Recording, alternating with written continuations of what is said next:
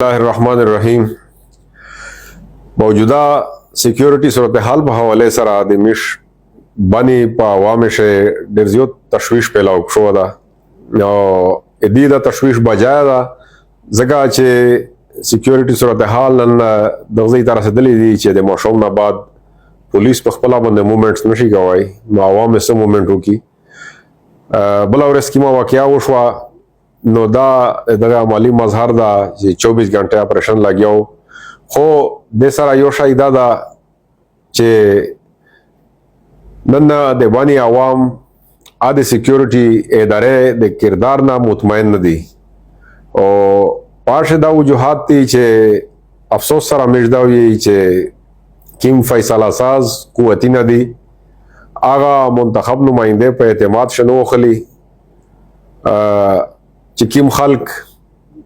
د بانی سره بلکې د ټوله پښتنې د تقدیر فیصله چې کوي هغه خلق وی چې د پښتنې ثقافت روایت نه د پښتنې د تاریخ نه خبري خلق وی او هغه سوچ صرف او صرف طاقت استعمال وی نو دغه پوجا باندې حالات د رغولي په طرف ندرمي بلکې نرا مزید خروپېږي لګیا دي دغه سره بنشه س ټوله صوبه شه د مش په تجارت باندې کاروباري سرګرمي باندې انتهایی منفي اثرات اچي لګیا دي. نن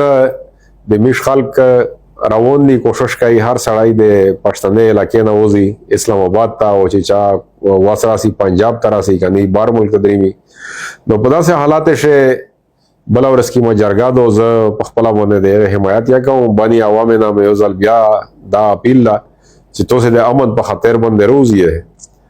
کام ستر روزي ګورا دا سه مواقع دا بیا نه ملوي تاریخ نن لیکشي